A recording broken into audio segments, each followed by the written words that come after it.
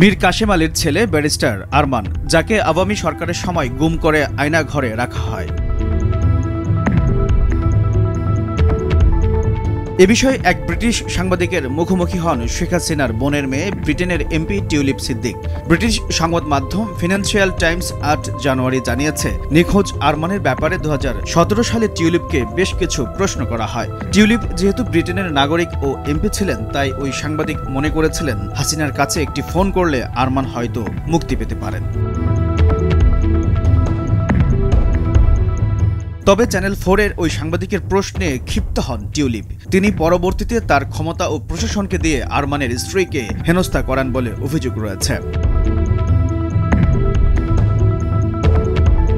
Financial টাইমসকে barrister Arman বলেছেন, channel 4 প্রতিবেদনটি প্রচার করার কয়েক ঘন্টা আগে আইনশৃঙ্খলা বাহিনী আমার বাড়িতে যায়, আমার স্ত্রীকে চুপ থাকতে বলে, বাইরের দেশের কার কার সঙ্গে আমার স্ত্রীর যোগাযোগ আছে এ ব্যাপারে প্রশ্ন করে, তাকে এমনভাবে হেনস্থা করে যেন কোনো সন্ত্রাসীকে জিজ্ঞাসাবাদ করা হচ্ছে।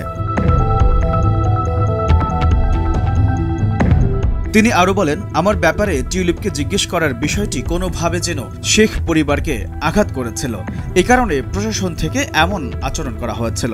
চ্যানেল 4-এর সাংবাদিক ২০১৭ সালের ২৫ নভেম্বর টিউলিপ সিদ্দিকের কাছে যান।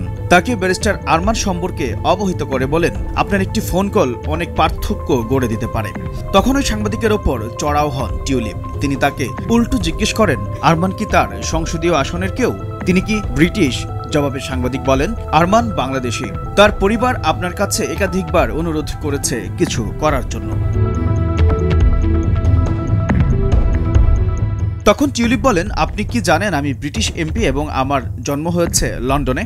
ওই সাংবাদিক বলেন, কিন্তু বাংলাদেশ সরকারের সঙ্গে আপনার গভীর সম্পর্ক আছে।